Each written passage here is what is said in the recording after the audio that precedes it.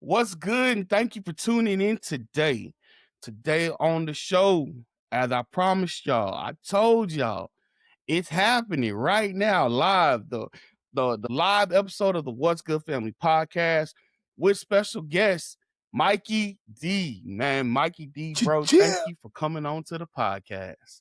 Man, thanks for having me, bro. Thanks So for I having me. always do this. I always do this with all my guests. Man, thank you for coming.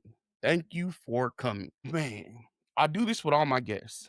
And tell the audience, for those who don't know you, who haven't heard about you, who don't understand your contribution to hip hop and you're in the roots. You're in the roots of it.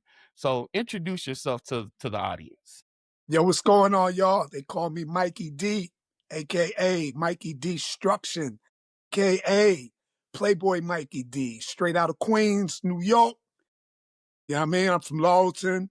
I'm like, you got the foundation of hip-hop, which is like Grandmaster Caz's, the Melly Mel's, the Cool Hercs, and them. I'm what you would call the first floor of this skyscraper known as hip-hop, because without the foundation, I wouldn't be here. You know what I mean? So once hip hop was invented in the Bronx, it crossed that bridge and came into Queens, and that's when we got a hold of it. So I'm like a first generation Queens MC, but a second generation hip hopper. You know what I mean? So yeah, the history is pretty extensive, man. Okay.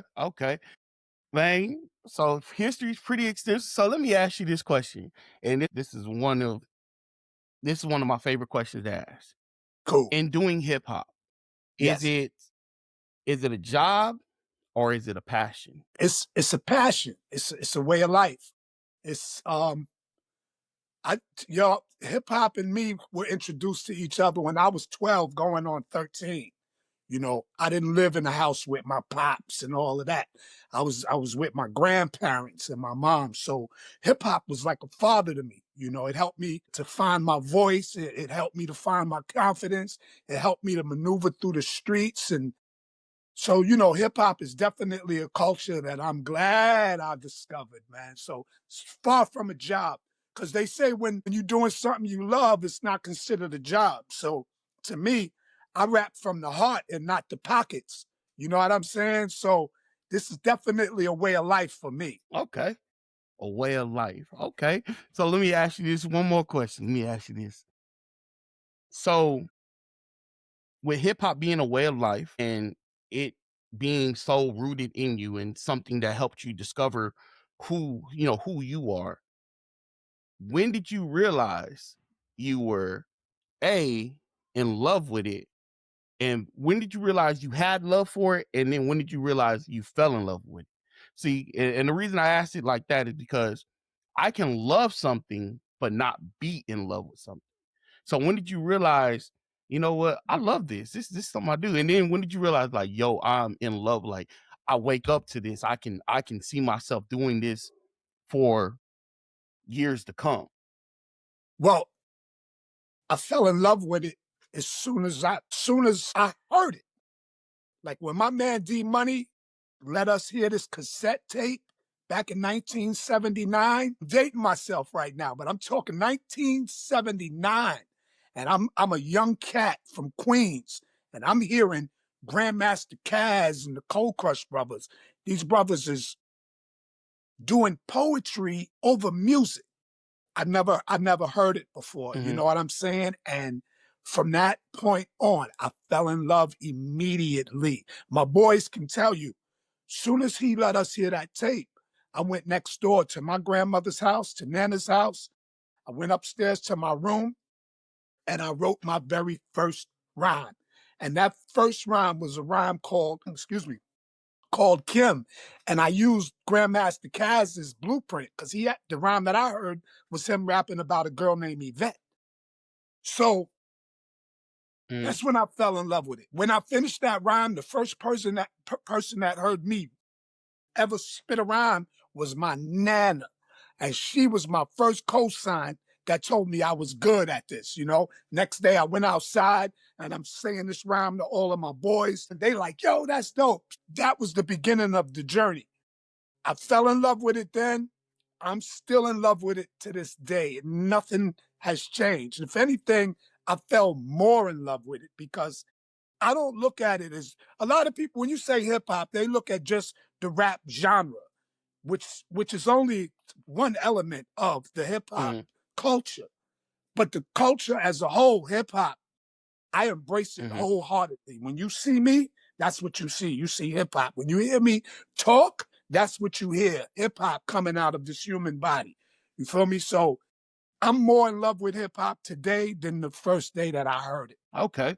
So, and it's crazy you talk about your journey, how you started out with hip hop. So like, and you said your nana was your first co-signer and was the first person to say, "Hey, you're good at this." So, walk us through it. 1979, where the United States, it was just changing, where you're coming into this hip hop thing and it's new, it's fresh. It's not mainstream, it's not all glamour and lights as it is today. So you're coming Nah, into this fresh, you're coming into this fresh canvas that right, hasn't been painted. right. And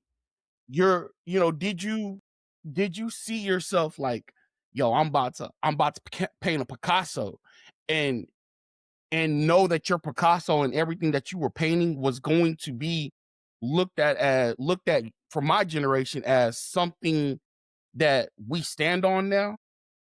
Nah, I never looked at it like that. I never looked at it for money value. When I fell in love with it, there were no records out at the time. There was only you heard it through the grapevine, or you had these cassettes, or you knew where to go in its early days. And I was too young to be out there. You know what I'm saying? So just Mhm, I never thought of doing it to be a superstar, nothing like that. Let me tell you, when I first started, I happened to move to Texas with my mother and my stepfather.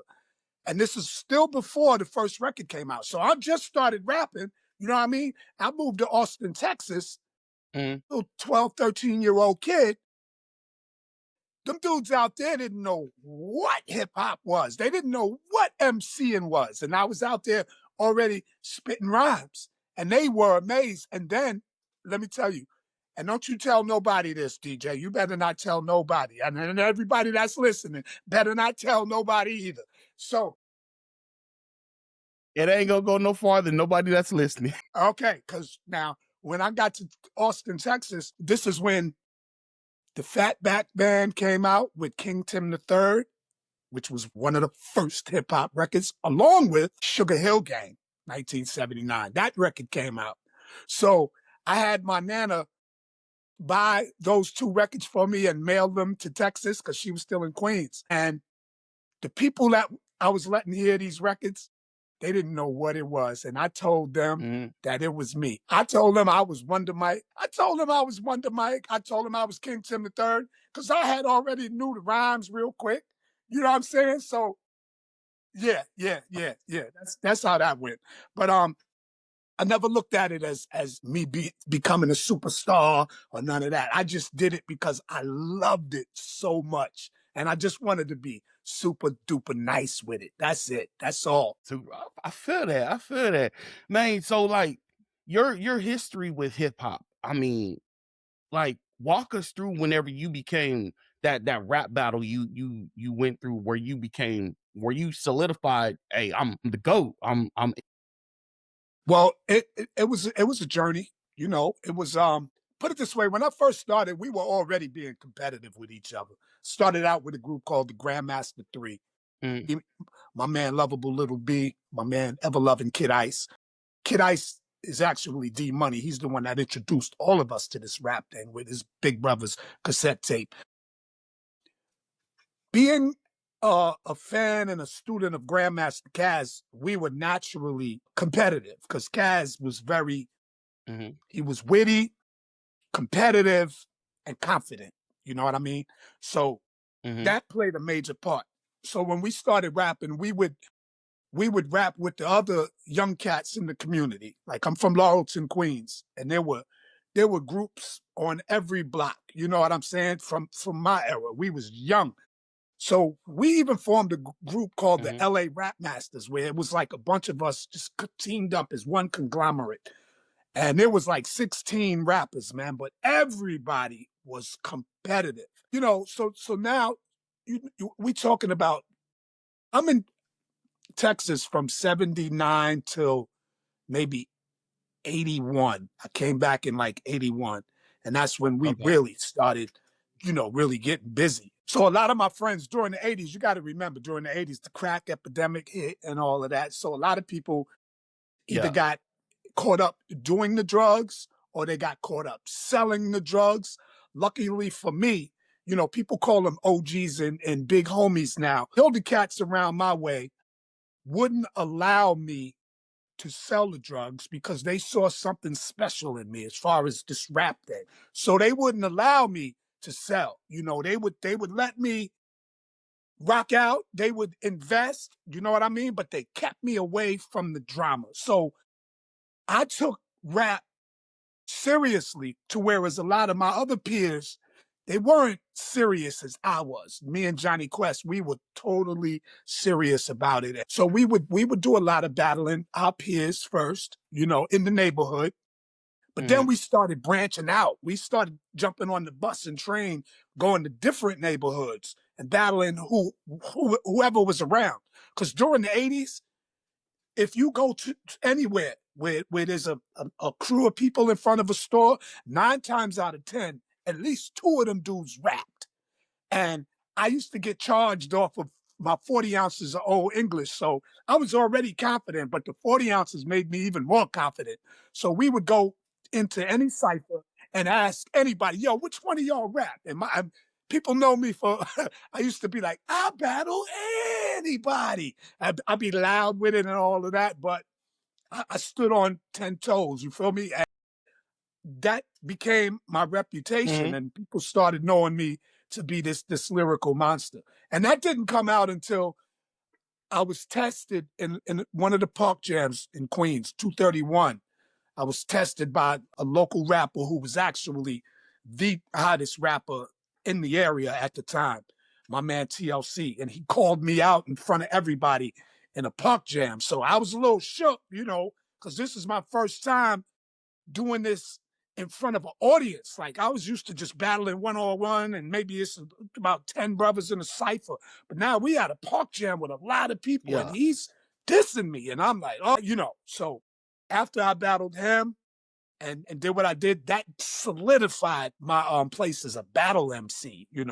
And then Mhm.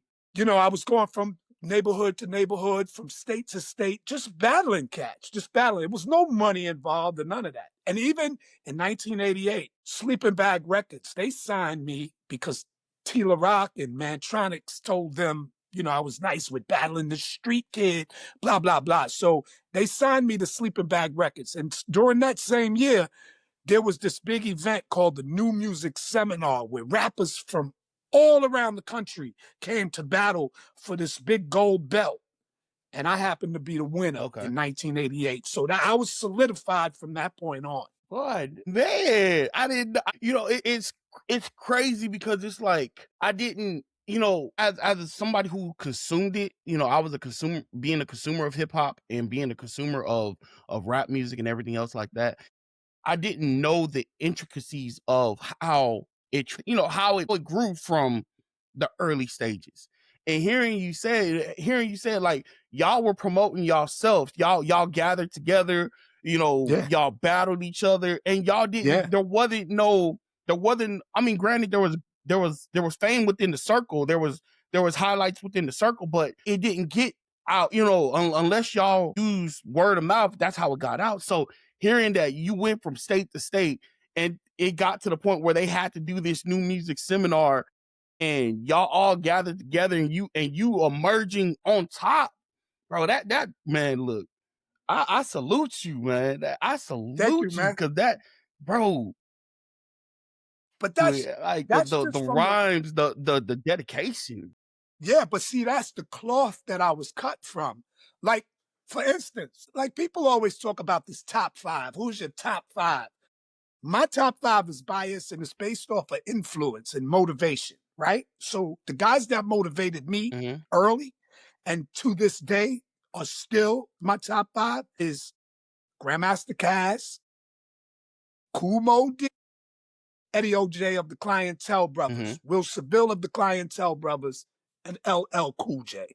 These are the brothers that made me who I am just through their inspiration and motivation. You know what I'm saying? So these guys will battle anybody, as you know, and that's just the cloth that I'm cut from. And, battling that just came natural. That's just what I did. And it wasn't even like today's battle rappers is dope as hell. Don't get me wrong. These dudes is dope as hell. But back then, we didn't have 3 months to prepare for somebody. We didn't have the internet where we could dissect the person's history and all of that. And we could study for these rounds. It was spontaneous. It was on site. And you know what I mean? That's just what I did, man. That's just what I did. So, it just came natural, man. I love it so much, bro. Yeah, it was authentic. Absolutely. Yeah, I mean, No what you're rehearsal. talking about is authenticity. Yeah, I mean, to be able to do it on spot, yo, bro, that is authentic. And let me, I got to touch base on this. So you mentioned LL Cool J. So I hear y'all two have history. Like y'all two kind of came up in the same. Y'all used to battle each other in high school, or y'all used to go to each other's high school or something like that. Well, what it is, that story was fabricated by yours truly, and I take full responsibility. So we never really battled. We didn't. I made up this crazy story about us, him going to Jackson and me going to Springfield, and we met to battle. That is not the truth. That was something that I made up because it sounded good, and we was going through our thing at the time and all of that. Totally false, and forgive me, but I can take responsibility for my own mistakes as a grown man, and I'm letting y'all know now. The way me and LL actually met was we were both in the same rap contest. I forgot the name of it, but we were both at Hmm. this high school called August Martin. Dr. Butcher is the one that reminded me of this. So Cool J was with, well, his name was Jay Ski at the time to begin with, but he was in the contest with a brother named Mellow C. You know what I'm saying? And I was in the contest Hmm. with my crew, the Money Making Three, Loverboy TC and Romantic Lover Snow. Anyway, Okay. the contest was dope. I think we won that year. Me and Cool J didn't meet yet, but his partner, Mellow C, knew one of my partners, Dave Molicio. And he told Dave Molicio that his partner, Jay Ski, wanted to meet me. And so we arranged for the meeting at Roller Castle, a place that we used to hang out. So we didn't meet to battle. We met just to meet. You feel me? Because I was already in the streets popping. I was Yeah. young and I was popping in the streets already, you know. And so when we finally met, we compared notes. He had a bunch of rhymes. I had a bunch of rhymes. We didn't battle. We compared notes. I was super impressed off of how similar we sounded. We had the same growl. We're the same age. We had that aggression, our wordplay, our Hmm. cadence. It was so similar that you wouldn't be able to tell us apart if you heard us rock together. So I thought that was dope. And I was like, man, me and this dude, we got to get together and just let's just be dope. Let's terrorize the neighborhood, man. Me and him, two of us. What? So he started coming around the way and all of that. And I remember one day, see, in those days, I was going by Playboy Mikey D. I Hmm. had all my boys. It was like I said, ever loving Kid Ice, lovable Little B, romantic lover Snow, lover boy TC. I'm Playboy Mikey D. We got all of these girls. We trying to cater to the ladies and all that. One day, Jay Ski came around the way, told I me he feel that. I changed feel his. that. Yeah, so cool. Todd, Jay Ski came around the way one day, told me, yo, I changed my name. I'm gonna be Cool James. So I suggested, like, yo, you should have something in front of that too. Like, we got the Playboys and all of this. So we walking and talking. And then I just said, yo, you should be something like Ladies Love, Cool James, you know what I mean? And he let that run off of his tongue for a minute. That's where the LL came from. It came from a simple suggestion that actually worked in his favor. You know what I mean? I didn't want no credit for that or none of that. That's your name. Run with it. Playboy Mikey D, ladies love Cool J. Yeah, this is what we gonna do. So anyway, we was running around and Yeah. stuff like that. He never had to battle nobody because I was in that pocket. If anybody wanted to battle us, he'd be like, "Yo, get him, Mike. That's your thing. Get him, Mike." He didn't have to lift a mic to battle, you know. But then he got signed to Def Jam. He even told us, he told my man 40 Killer. He said, "Yo, me and Mikey D, we could be the next Run DMC." You know what I'm saying? But me, I was stuck in my Mhm. own ways at the time, and I didn't think it would work. I thought he was fronting. I was like, ah, he ain't signed no contract, whatever. He lying. And sure enough, he did. Now, the thing that separated us was when he came out. Remember, I told you we sounded similar. You wouldn't be able to tell who was who. That's what happened. Because when he came out with I Need a Mhm. Beat, people thought that was me. And when they found out it wasn't me, they thought he was biting my style. That's not the truth because he already had it. You know what I'm saying? But Mm. because I'm in the street around that energy and people putting this in my head and I'm drinking my fees and all of that, my ego wouldn't allow that to sit right. You feel me? So, of course, I came back with some other shit and it just took us this way. He was in the street, I was in the street. And, you know, I was basically poking at him, you know, lyrically and all of that. And he never responded to me, which is cool, you know. Mhm. But then years and years later, like around 2012, I stopped drinking, and then you know the sheets was pulled from over my eyes, and I saw clearly, and I reached out to Cool J like, yo, I want to apologize for all of the years that I was you know barking up the tree. You feel me? It's not your fault. It was on me. You know, can you forgive me? And from that point on, man, we've been like this again. You know what I mean? So yeah, me and LL got a nice history. That's dope. I mean, and I think real friendships, like what y'all have, because that to me that sounds like a real friendship. Yeah, It can stand the test of time, especially whenever y'all are cut from the same cloth. Y'all grind it together. That regardless of the history, of the misunderstandings that happen, you're always able to find ways back to each other. I got a couple of best friends who are possibly watching this right now, and they've been with me through the low lows and the high yeah, highs, and absolutely, they're family to me. absolutely. There's some things that just, yeah. Absolutely. Word up. Some of your best So, friends are man, let just me an ask you, extension of your family. Word. yeah, definitely. I mean, I'm gonna be honest. There wouldn't be me. There wouldn't be no me without them.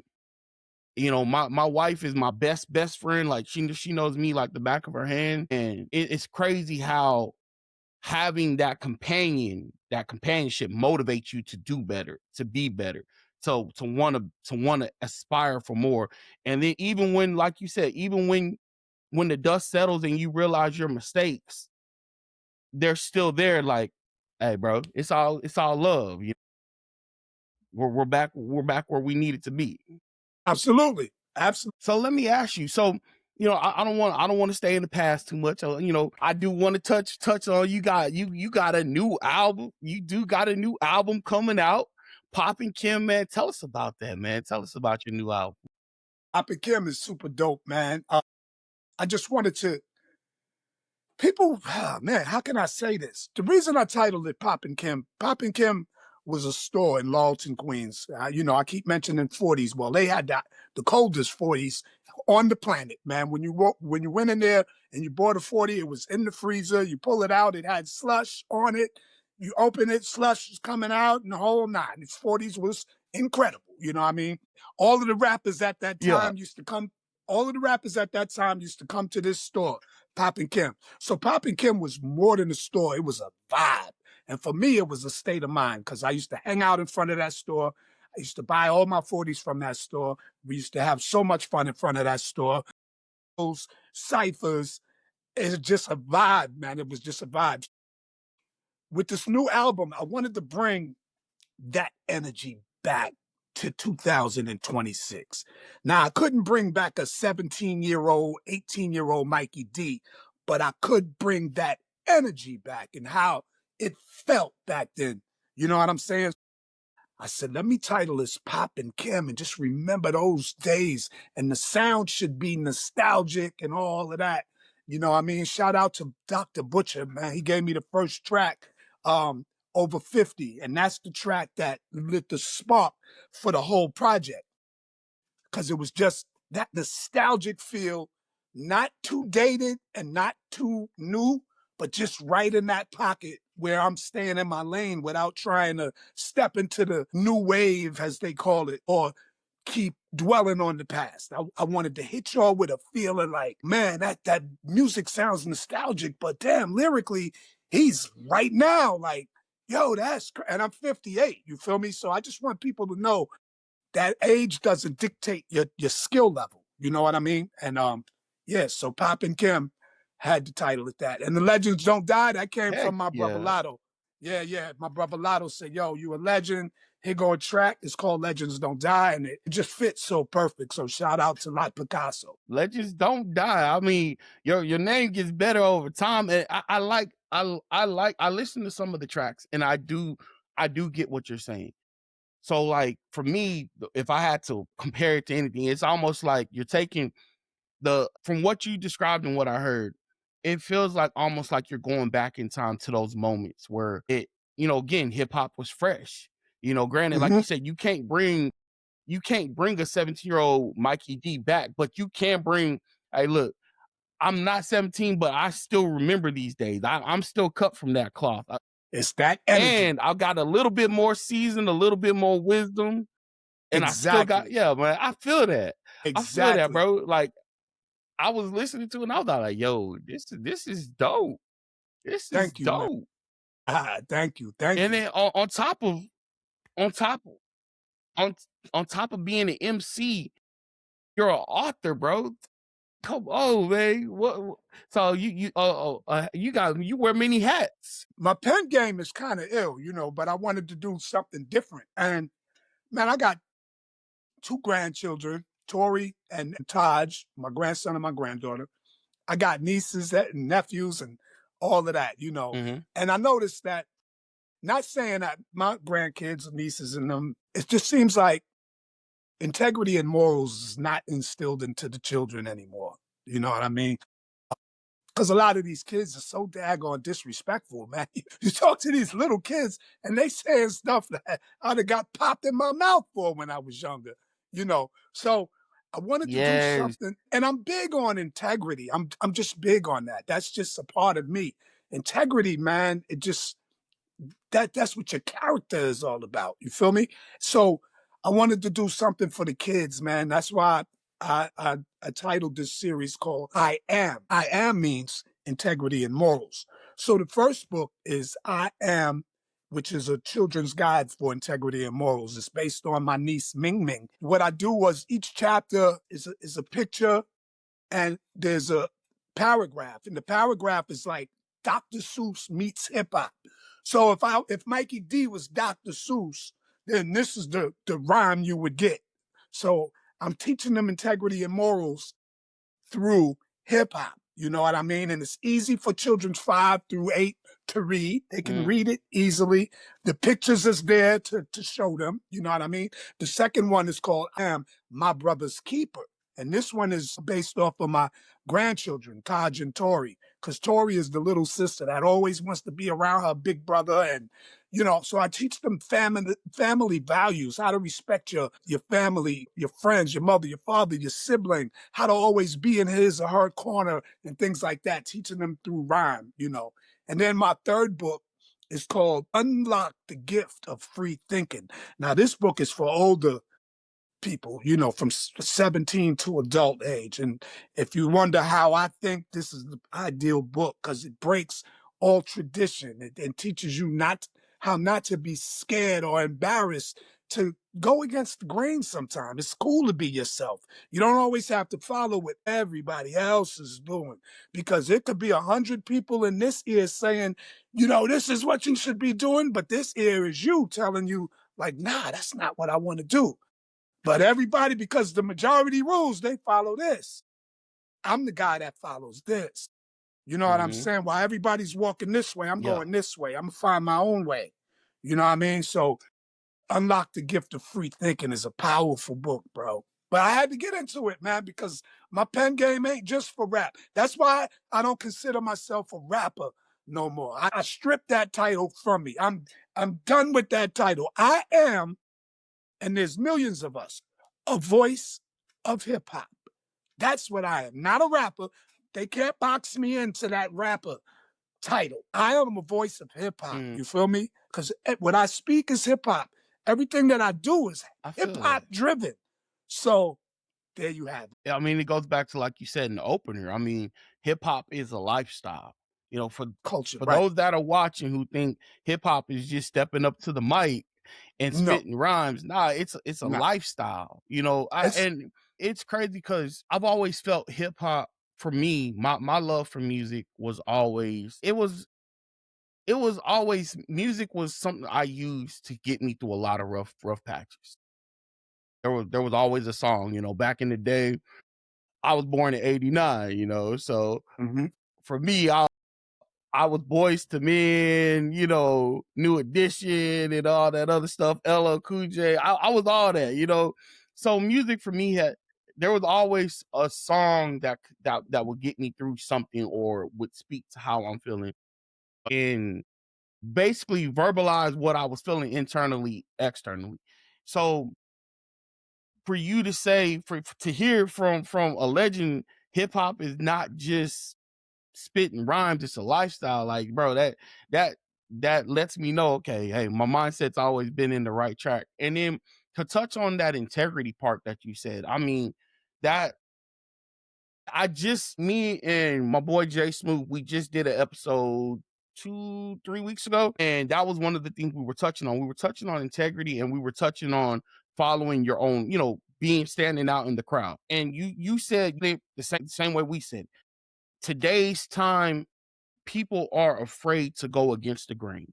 They're afraid to be the oddball out. And it's crazy because now, especially in this content creation, podcasting, you know, the internet and using the internet to promote yourself, a lot of people do a lot of the same stuff. So how do you stick out in the crowd? You got to go against the grain if you want any traction, but you got to go against the Absolutely. grain in the right way. And that's one of the things that I tell anybody, and I tell my kids this all the time. Don't be don't be a follower. I mean, if a bunch of people are about to jump off this bridge and you know it's gonna hurt you, it's gonna kill you, why would you follow them to jump off the bridge? Be the one, be that voice of reason saying, hey, I don't think we should do this. Hey, I think we should take a step back. Hey, let's rethink this. So you don't have to go and do something just because your friends are telling you this is something we should do. This is the way we should go. Follow your own voice. And that's one of the biggest lessons I try to teach my kids. And hearing you say it, a legend, I mean, bro, it lets me know I'm doing something. I'm saying I'm preaching Nah, something right. that's a fact, man. Yo, let me tell you, I tell everybody it is so cool being you, bro. Cause nobody else could do it like you. Nobody could do it like you. You're the only one that can be you, B. That's something special. Cause everybody could do everything else. Everybody could rap. Everybody could draw. Everybody could dance. Everybody could podcast. Everybody could be a producer. But nobody can be you, bro, but you. So it's like, I just feel so cool being me, man. Man, as somebody who's coming, you know, and for me, and I've said it a bunch of times, and I'll keep saying, I'm grateful for this podcast. I'm grateful Yeah, for my wife motivating me and my cousin motivating me to absolutely. do this because this podcast has helped me come to terms with some things within myself That's and dope. getting comfortable with being myself. You That's know, dope. so I've this platform has been helping. If it don't help nobody, it's helping me. You know, and man, That's what it is. And I can see it. Your energy is radiating through the internet, bro. So that's a good thing. That's what hip hop did for me, man. Like you can see it. It radiates me. Like when I'm down, I write about it. Even if I'm happy, I write about it, man. It's so yeah. therapeutic and refreshing, B. And doing it the way you want to do it, man, it's a wonderful thing, man. So congratulations on this podcast. And I Oh yeah, see it's making you happy, bro. I appreciate it. I appreciate it, man. I mean, like I got you said integrity, like, oh, man, integrity is so big to me. Like, doing the right thing when nobody's looking. That is that I feel people don't really understand integrity or understand how big of a character trait that is. You know, Hmm. I tell my kids, you go on a job, if you think you're gonna have a manager sitting over you 24/7, making sure you do the job the right way, you're sadly mistaken. They're gonna show you a couple of times, tell you to go do it, and they're looking for you to produce what they asked you to do without them having to stand over you. So, like, That's it. to anybody listening, that's one of the things you need to incorporate into your being, incorporate into yourself. Integrity is doing the right thing when nobody's looking. Be Hmm. 100. Like, real Hmm. talk, I'm gonna sum it up. Be 100. A lot of Hmm. people say they 100, but they're not. Be 100. No, Be 100% authentically yourself and do the right thing. And that'll take you far in life, absolutely, absolutely. man. But I do gotta ask you. I got Yeah. they're coming to me. Pass the torch. Hmm. Is that something you created? Is that your so Pass the Torch Media? Is that just limited to music, or y'all gonna be? Because I was thinking, is that there more coming from Pass the Torch? Or, like, talk to us about Pass the Torch. Well, Pass the Torch was originally created by me, Veg, and my man Cal Cutter during the COVID pandemic. Pardon me for Hmm. even saying that on here, but during that time. So what I originally wanted to do was make it pass the torch, make it a debate between old school rappers, old school artists, and new school artists. I wanted to have a debate. I wanted to mediate the debates. Passing the torch was mean passing the Hmm. mic back and forth. I wanted to make it to whereas we get to argue the differences, and by the end of the show, we have a conclusion where we're all on the same page. Starts out as an argument, ends in unity. That's passing the torch, passing knowledge, passing respect, because that's one thing that's definitely missing, the respect for the different generations. You know what I mean? Because just because we're elder artists does not mean we have the right to disrespect a younger artist, and vice versa. Just because you're the new guy or girl doesn't mean you have the right to disrespect the one that paved the way for you. Remember where you come from, because the younger audience can teach us things that we didn't have when we were young, and we can teach the younger audience generation, how to move without getting jerked, because we're the ones that bared the cross for these younger generations. You know what I'm saying? So that's what Pass the Torch was about. And then as time went on, Big Veg and myself, we started doing radio for Chuck D on rap station. So Pass the Torch, it Hmm. also is a platform where we shine the light on any artist that deserves a shot. We don't discriminate. Old school, new school, singing, poetry, whatever. Any artist, whether they were artists before that had records, whether they're unsigned, independent. We don't discriminate. We shine the light. If you're talented, you deserve a shot. So we play everybody's music. And then Big Veg is so big on media. That's why I call him the media don, man. This guy is great energy. His interviewing technique is incredible. So we was like, yo, we should do Pass the Torch Media as well. So that's on Big Veg. I'm behind the scenes on that. But Big Veg is doing an incredible job with Pass the Torch Media. But Pass the Torch, we got Pass the Torch distribution. We put our own music out and stuff like that. And we're definitely looking into getting into podcasting at some point. You know what I mean? But it's all about divine alignment and divine time, and that's all. It'll come when it's supposed to come. Yeah, well, definitely. Especially with the energy y'all got. Like, I do want to take this opportunity to shout out Big Veg. I appreciate you, bro. Big Veg. Like, Big Veg, Yeah, for those of y'all that don't know, Big Veg set this whole thing up. Me and him yeah. were communicating, and he aligned everything so where we can make this happen. So, Big Veg, big props to you, man. I appreciate you. I thank you. And I'm one of those, I believe in giving flowers when they're due, not waiting till you can't hear them. I want you to hear it. I appreciate you, bro. I Yeah, really Vag. do. But yeah, Yo, since you giving y'all Vag y'all are y'all props, are could looking you to build a main. no, since you giving Vag props, could you tell him to stop getting on my nerves? Because we not gonna keep on arguing every day. I love Vag, but he gotta stop getting on my nerves. DJ, could you relate that message to him?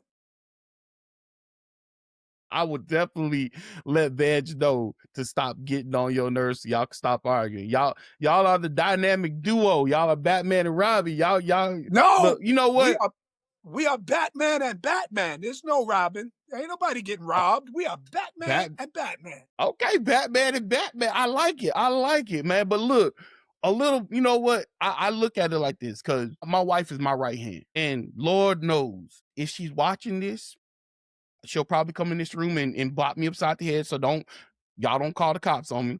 But Lord knows she gets on my nerves sometimes, That's good. especially when she's right. It's more annoying when she's right because it's like, well, I just want to do it my way. She's like, but there's the right way to do it. Do it the It's right called way, and we balance. won't have no problem. It's called balance, man. She keeps you balanced, bro.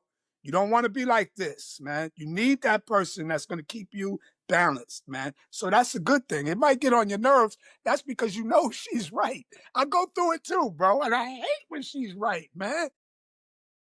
There's been a couple of times where I've stood at the door and she'll look at me like, you got something you want to say? And I'm over. You were right. I'm sorry, what did you say? You were right. Thank you, hon. I'm glad you finally came to your senses. Sounds too familiar. Yeah, bro. Between my wife and my kids, man, I tell anybody, man, I'm a blessed man. I am blessed because I have a family that loves me. I have a family that is like they're cheering me on from inside the living room, while I do Dope. this, and That's dope. it's motivation. It's motivation, bro. To put Absolutely. something out there, like to put something out there for them to fall back on, like that brings me to my next question. Like, so how you got nieces, nephews, you're a grandpa. How does it feel having having content, having music, having stuff out there for your grandkids and your nieces and your nephews and your kids to look back on and like, yo, that was pops, or whatever, if they call you G pop, or how does it feel like for them to like go back like, yo, dad, thi- Well, this I this only got one. I only got one daughter. My daughter is actually your age, man, because she was born in '89 too. My daughter, she'll actually be. Her birthday is March 2nd, man. And I saw her on your post when you posted our little advertisement. She goes by the name of Beauty by Day. I saw her reshare it, so she's following you. Be careful now. But yeah, it's a wonderful thing. Actually, okay. yeah, yo. So my music and everything is put on this hard drive. I got it in my bag right here. Everything is on a hard drive. So God forbid if anything happens to me, my daughter has that hard drive. Her and my Mhm, lady, they can take that and do as they will. Everything is set up with ASCAP. Everything is set up.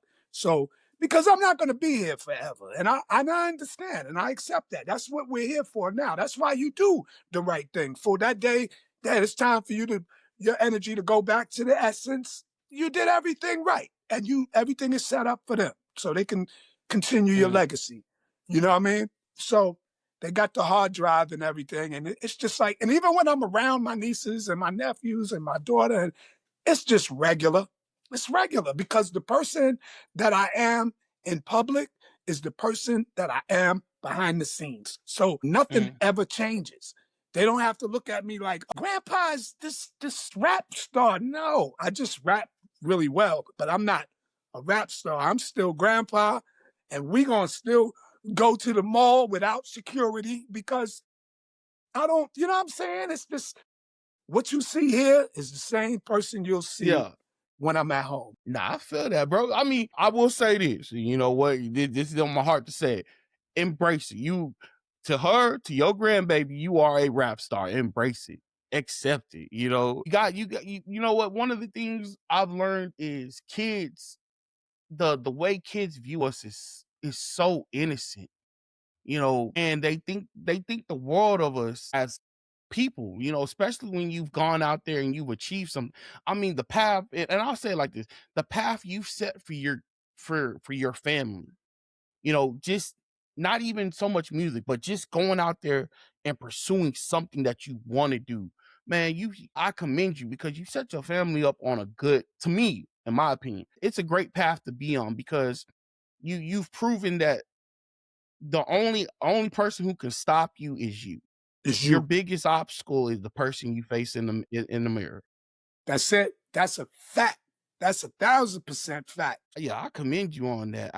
Bro, man, Yeah. man. But yeah, but man, I'm gonna go on and give you the last word as we get ready to close this down.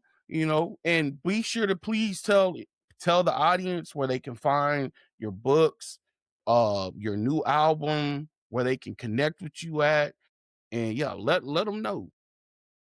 Definitely, man. Well, y'all can follow me on Instagram. It's at Mikey Destruction.